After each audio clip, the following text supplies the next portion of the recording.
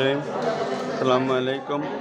আমরা 17 নম্বর practical RLC series সার্কিটের resistance, inductance এবং ক্যাপাসিট্যান্সের মান নির্ণয় করব। তার জন্য আমরা সাপ্লাই দিলাম। সাপ্লাই দেওয়ার পরে এখান থেকে 100 ওয়াটের বাতি, 100 ওয়াটের বাতি হওয়ার পরে আসছে ইন্ডাক্টরে হয়ে আসছে ক্যাপাসিটরে হয়ে চলে আসছে সাপ্লাইতে। সাপ্লাই দেওয়ার পরে এবার সাপ্লাই দেন, সার্কিট অন করার পরে এখানে দেখছি আমরা রেজিস্টরের এগেনিস্টে বাল্বের আর এগেনিস্টে এখানে ভোল্টেজ আসছে 163 ভোল্ট।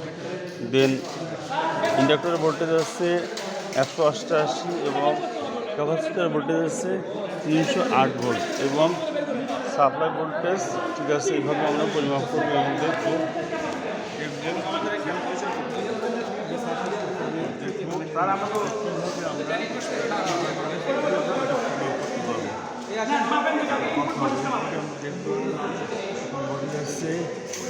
দুইশো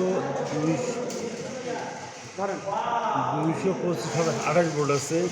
এখন আমরা ক্যালকুলেশন করে দেখব যে আর এর মান কত,